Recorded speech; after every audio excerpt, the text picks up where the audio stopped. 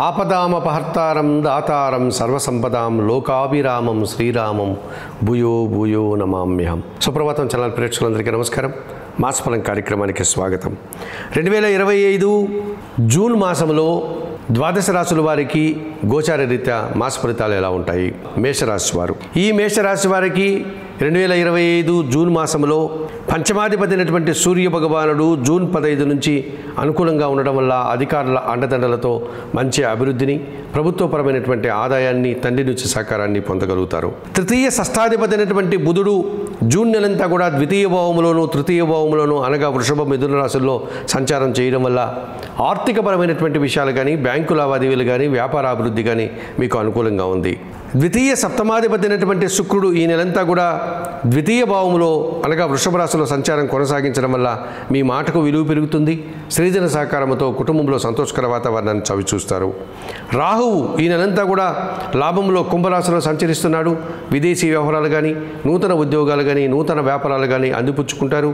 ధైర్యంగా మీరు చేసే కార్యక్రమాలంతా కూడా మీకు మంచి అభివృద్ధి పదంలో ముందుకు సాగడానికి అనుకూలంగా ఉంటుంది. ఇక ఈ 2025 జూన్ మాసంలో మేషరాశి వారికి జన్మరాశ్యాధిపతి, అష్టమాధిపతి అయినటువంటి కుజుడు ఈ నెలంతా కూడా చతుర్థ పంచమ భావాల్లో అనగా కర్కాటక, సింహరాశిలో సంచరిస్తున్నాడు.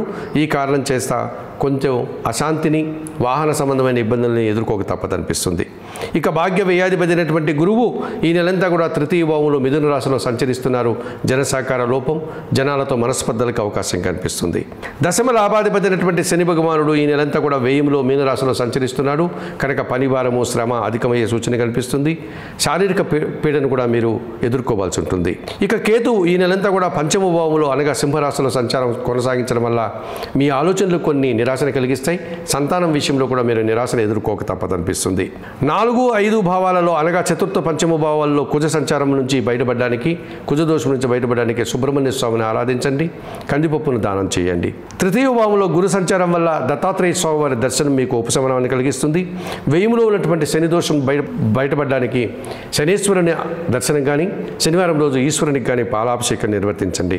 అలాగే పంచమ కేతు దోషం నుంచి బయటపడడానికి నిత్య గణపతి ఆరాధన చేసుకోండి.